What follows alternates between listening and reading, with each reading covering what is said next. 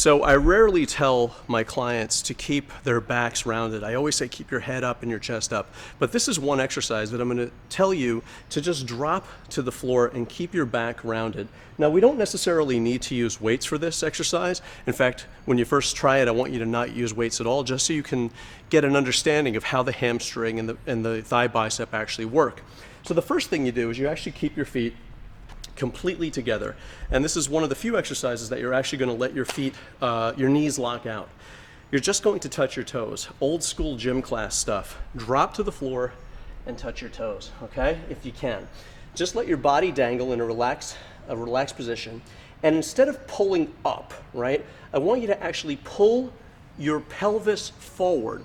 And by pulling your pelvis forward, you'll automatically start rising, okay? So if I keep my legs locked out completely and bring my pelvis forward, my body will kind of move up like a slinky. Believe it or not, I'll feel a contraction in my hamstrings right about here.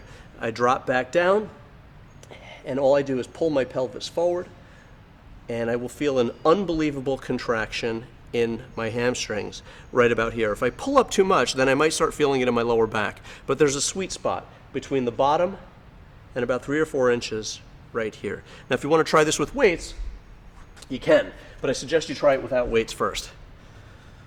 Feet together, just relax and drop, okay? Let your pelvis come forward, and automatically your body will rise. Pull it all from your hamstrings, pull it all from your pelvis. Don't even think about these weights. Don't even think about your arms. Keep the body relaxed and down. Think of a slinky.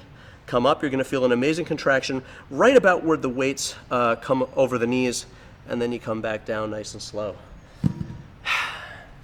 And that's a version of hamstring exercise that I know you're going to love. Try it without weights first. Get accustomed to it. Get a sense of how the hamstring feels when you stretch it like that, and then maybe add some weights later.